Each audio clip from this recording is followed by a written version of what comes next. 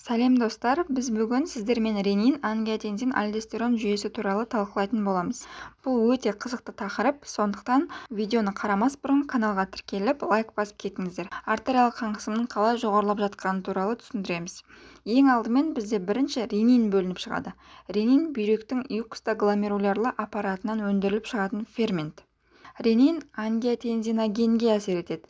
Ангиотензиноген дегеніміз әсері жоқ фермент десек болады, ол бауырдан өндіріліп шығады. Және ол әсері бар ферментке қарай ауысады, яғни ангиотензин 1-ге айналады. Ал ангиотензин 1, ангиотензин айналдырушы фермент арқылы, орысшасы ангиотензин превращающий фермент арқылы, ол өкпенің қан тамырларында ангиотензин 2-ге айналады.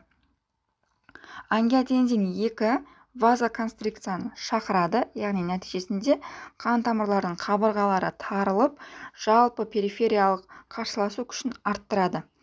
Ангиотензин 2-ның сонымен қатар екінші қызметі бүйрек үсті безінде өндірілетін альдостеронның синтезін арттырады. Ол натрий мен судың реабсорбциясын күшейтеді және калийдің секрециясын арттырады. Осы механизм арқылы ангиотензин 2 артериялық қан қысымын арттырып отырады.